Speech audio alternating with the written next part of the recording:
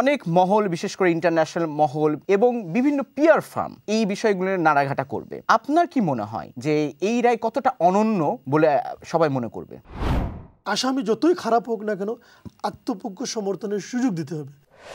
আমরা জানি যে বিশেষ করে আজকে ইন্টারন্যাশনাল মিডিয়াগুলোতে আমরা দেখেছি যে খুব ভালো করে প্রচার করা হচ্ছে শেখ হাসিনার এই রায়ের কথা, এবং অনেক চ্যানেলে লাইভও দেখিয়েছে। এবং আমরা এটাও জানি যে এই আজকের দিনে কিন্তু এটা থেমে থাকবে না। অনেক মহল, বিশেষ করে ইন্টারন্যাশনাল মহল এবং বিভিন্ন পিয়ার ফার্ম সে এই বিষয়গুলো নাড়াঘাটা করবে।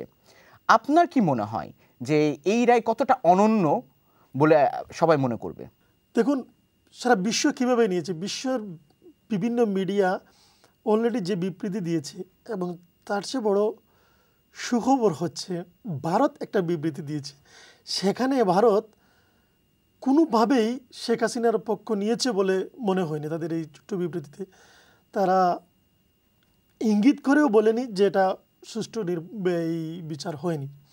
তার মানে ধরা হলো এই রায়টা পরিপূর্ণ হয়েছে, এবং যে রায়ের যে ধারাবাহিকতা আমরা দেখেছি, যে যে সাক্ষীগুলা নিয়ে আসা হয়েছে, যে এভিডেন্সগুলো সেখানে দাখিল করা হয়েছে, তার মধ্যে অন্যতম ছিল আল জাজিরার রিপোর্ট এবং বিভিন্ন হিউম্যান রাইটস যেগুলা কোয়েশ্চেন করার মতো জায়গা থাকে না, তাদের ফরেন্সিক রিপোর্ট যেগুলো আসছিল সেই রিপোর্টসও দেওয়া হয়েছে। এবং বাংলাদেশের মধ্যে নয়, গোটা পৃথিবীর মধ্যে একটা অনন্য ইতিহাস হয়েছে এটা, যে এটা লাইভ হয়েছে, জনগণ দেখেছে এটার কি রায়, তার রায় হয়েছে, পূর্ণাঙ্গ হয়েছে, এবং যারা আসামি পক্ষ ছিল তাদেরও লোকদেরকে নিয়ে আসা হয়েছে, এবং সাক্ষীদেরকেও পরিপূর্ণভাবে সময় দিয়েছে। এবং রায়ের শেষে একটা কথা থাকে সব সময়, যে আসামি যতই খারাপ হোক না কেন, আত্মপক্ষ সমর্থনের সুযোগ দিতে হবে।